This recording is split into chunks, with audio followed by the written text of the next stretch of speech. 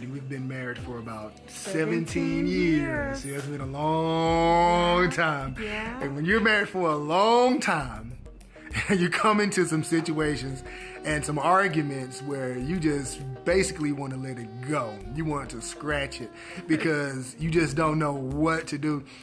And you don't know how to get over your anger, especially if it's something that keeps being done, like it's done over and over again. So we just want to talk about the power of letting things go because we've had to let some stuff go. Because I've done some stuff. Yeah, you have. You weren't supposed to admit it. But, you know, I've done more stuff. Well, we've both screwed up, right. You know, and so we've both had to let things go. We've both, you know, we've had to bite the bullet and apologize. We've had to realize that we were wrong. We had to realize sometimes that even if the other was wrong, you still had to let it go. Right. You know, so we're going to talk about it right quick. Number one, you know, if you don't let things go, it holds you captive. It holds your mind captive. It holds your heart captive. It'll hold you captive to negative energy. Yeah, and you know how you're in your home and you can't stand to look at them. You can't stand for her to even walk in the room. Matter of fact, you don't even want to think about them or think about her. You're mad. And when you don't let things go, it holds you captive because the other person could have just let it go and they could just be fine. Or they could still be mad too, but that's irrelevant. The fact of the matter is you're still mad. And when I'm mad, I don't know about you, but when I'm mad, I feel it all in my head. I feel it behind my eyeballs. I feel it all my arms, my shoulders. Eyebrows. Yeah, just mad. And it's like that energy follows me everywhere. I don't want to talk on the phone. I don't sometimes even want to talk to my own kids because I'm mad, and my kids shouldn't even suffer from the troubles that, you know, you and I may have about something, or your kids shouldn't suffer in their relationship with you because you're mad at your husband or you're mad at your wife. And so that tension, that energy that you hold on to, it holds you captive, and it holds the relationship captive too. Absolutely. Because, you know, you can't reconcile when every time you think about the person, you want to cuss them out, you know? And yeah. And you do. Yeah. And you probably did cuss them out. Right. You know, and if you didn't cuss them out loud, you cussed them out of your mind. Right. You know, right. But it holds the relationship captive and you're not able to come back together again. And so it's very important to let it go.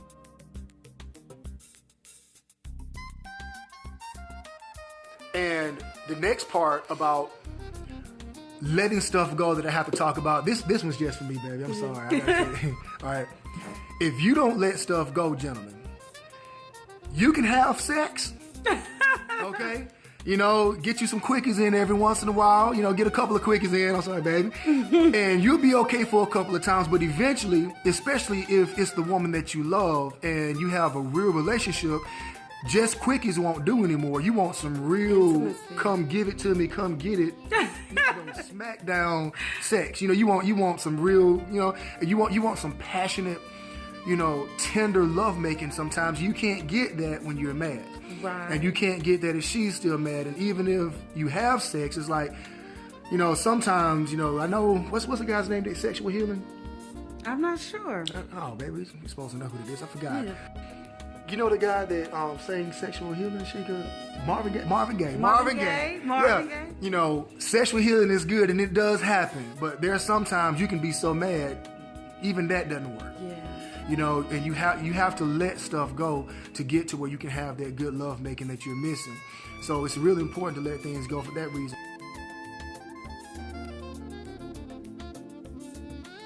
I'm going to go into a part where we talk about some tools or some thoughts, some things you should do to be able to let things go. Before I go, you want to say something about that, baby? Because I talk too much. No, you're fine.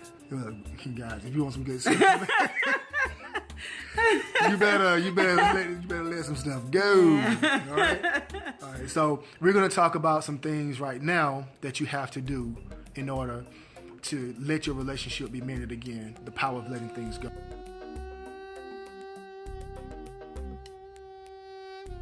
Number one, you have to take time to cool off. You know, I'm going to speak to it first because I'm a guy and we get mad. That's one of the biggest problems that men have is anger.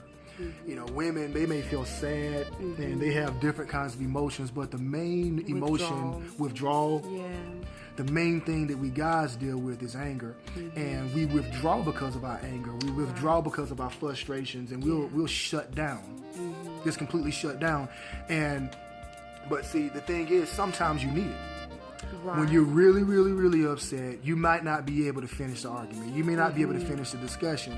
You kind of have to just say, okay, look, I don't agree with what you're saying. You may not even really get the chance to say it to them. Sometimes you just have to quit talking. Yeah, let me sleep on it. Yeah, because I know sometimes, you know, my wife, she's good at it, and I am too sometimes.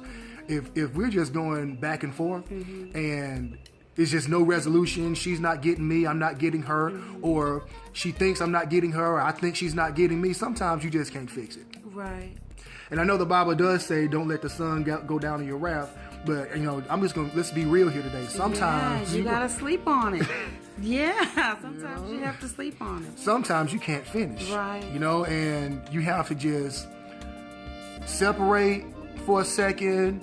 You roll over and face this wall, and she faces the other wall, and just kind of in your own heart say, okay, God, you know, I'm really upset, I'm really mad, but I know I'm going to let it go, but right now I just can't talk to her. Right. You know, or you know, she'll, you know, I can't deal with him right now.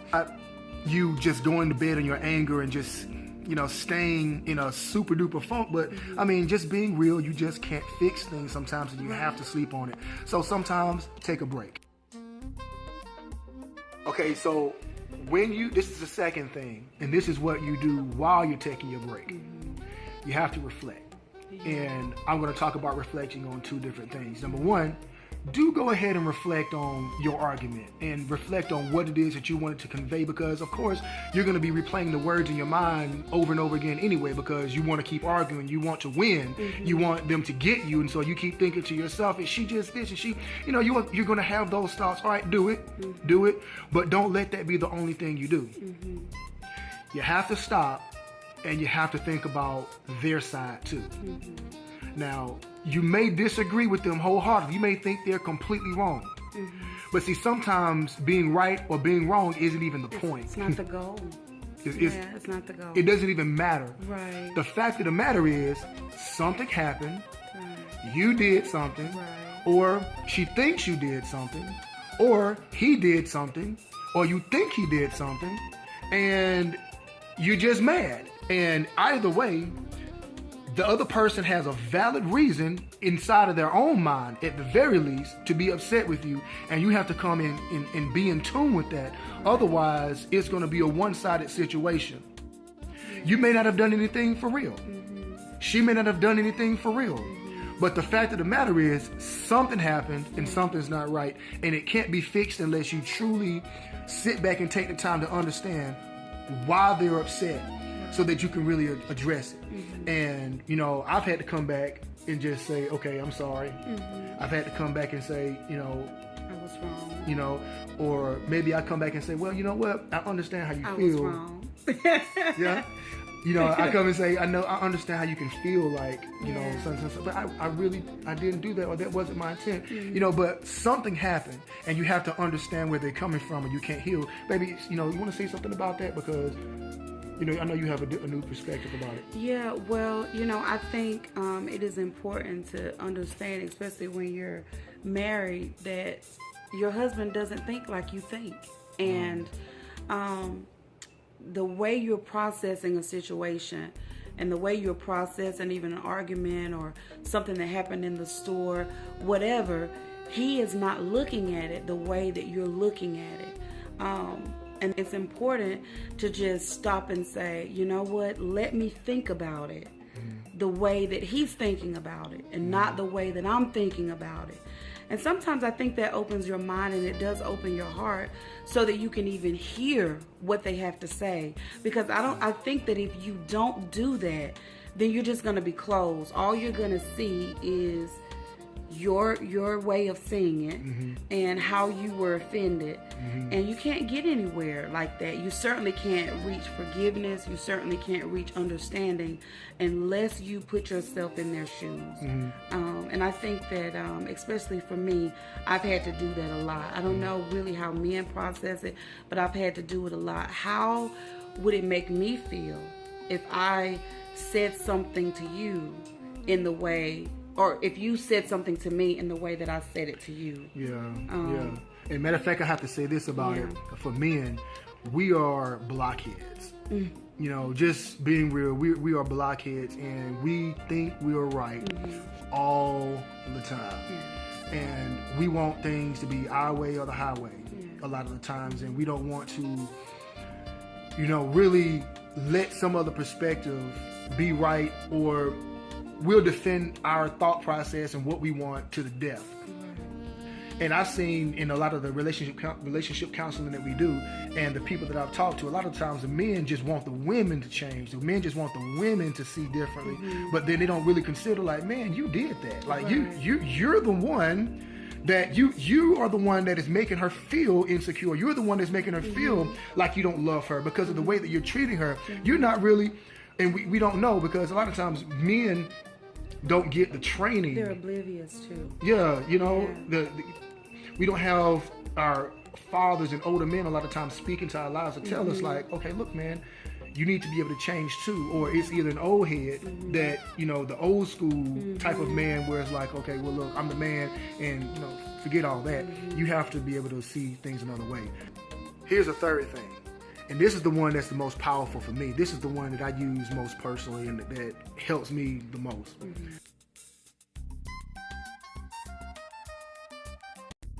And I have to consider myself. And this is what I mean by it. When I'm sitting here thinking about how wrong she did me, or what she said to me that I didn't like, or what she did that I didn't like, sometimes God will remind me about how sometimes I offend him, and how sometimes I don't obey him, and sometimes I don't do right by him and what he's telling me to do. And so I can't get all mad at you because maybe, let's say, I've told you 50 times that this makes me mad, or I don't like this, or whatever. And then I'm like, she still doesn't get it? She still doesn't get it? Why is she still doing this? But then God will say, like, hold on, brother. Right. Don't you remember this? I've told you over and over again to such. I've spoken a word of faith to you, or given you a direction tons of times about this, and you still have not made a step forward, or done this or done that. And it pretty much shuts me up. Right. Now, I may still be mad a little, not a little bit. I may still be upset, but at least I stop to think to myself, okay, don't sit here and be all hot and mad and bothered to the umpteenth degree without understanding that you do the same thing to God. You're not perfect either, and you may not have been the person in your own mind to have done wrong in this particular situation between you and your wife, but you screwed up with me, and you screwed up in life too. So you need to have forgiveness, and you need to let this go. So that's what helps me the most, because I think it helps me too, because the thing about marriage is it's an institution that God uses to teach you perfect love. And I think the only way that happens is for you, as Shelton has mentioned, to see yourself in the light of needing grace and needing forgiveness and needing understanding. And I think for both of us, what helps us reconcile really quickly, we're both Christians, and that helps us, in our marriage, that helps us reconcile quickly. Now, I'm not saying that it's like overnight. I'm not saying that it's a day. Sometimes, being real, it takes like 2 days, for us to process it and pray about it. But we come to a resolution fairly quickly, because during those moments of reflection and prayer, the first person you will always see is yourself. You're going to always see yourself. You're going to always see where you failed and where you've come short. And, the person that has been shown mercy should be able to be merciful. And it helps us both to be able to reflect, to be able to go to God in prayer. And what I love about prayer is He always reveals the underlying issue. Because a lot of times when you're in an argument or when you're upset about something, especially for women, it's not always, a surface thing. It's you may kind of be, upset about the dishes, But then, if you really pray about it, it's something that happened like 3 weeks ago that caused you. That started the whole thing. That started the whole thing. And if you don't pray, and if you don't seek God, who really holds our hearts and our emotions and our thought processes in His hands, if you don't seek God, you'll never know that. You'll always just kind of be, teetering on the side of wrong and on the side of error, never really having gotten to the issue of what is really going on. And I think that's what I appreciate most about our marriage, is that there are many times for the both of us that we have had, moments of reflection and times that we've had to just get away and just reflect and pray, that we've come back and said to each other, God revealed to me this, and God said this. And that's the beauty, I think, of having a marriage that is not just instituted by Christ, but is ruled by Christ.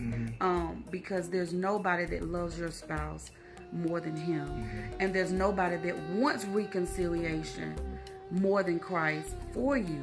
Because when you do reconcile, everything reconciles. Your family reconciles. Yes. Makeup sex. That's a byproduct. Yes, that is a byproduct. Yes, sir. But even if the children don't know what you are having an argument about, the peace that is reinstated when you reconcile, they feel that. They feel that, and they sense that. And both of us are really big on having a home where our kids can not just see love demonstrated, but they can feel it. And in marriage, it's not always easy to have a drama-free relationship. Drama-free, I don't mean drama-free as in like throwing knives at each other. Of course, you don't want that. But what I mean is a relationship without tension. Sometimes you're going to have tension. You're going to have it. And when have to you be do, able to let stuff go. Absolutely. Yeah, and I don't want to preach over what you just said, but I just want to just reiterate real quickly. Guys, you do have to understand, that in order to really be able to let stuff go, you have to understand that maybe the argument may be about A at the time, but really what's really going on is really about B. Something else. D.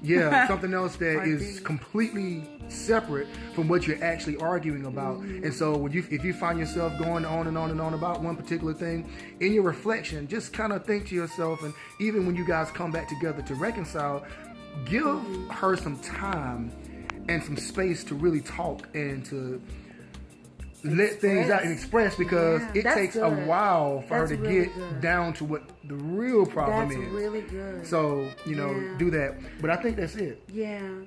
One last thing about what you just said, and maybe we can use this for another video. A lot of times, women don't know what they're upset about sometimes. And I know we don't like to admit that to you guys, but it's so true. Like sometimes, emotionally, we can just be off. A lot of women, a lot of women deal with PMS. Thank God I don't, but some women do, and so the man has to be sensitive to understand that sometimes we're upset, and it's nothing that you did necessarily. It's nothing that you did, but there's something. Or maybe you did, but either way. Right, but in this particular instance, I'm just saying there's nothing that you did that was concrete that we can say you did this. Okay. Sometimes our emotions are just erupted, it's just interrupted, and you have to be sensitive to say, she's off kilter a little bit. That's not normally how she acts. So let me just try to figure out what it is. And this is a very important point, and I'll leave with this. Women, learn how to articulate what you feel.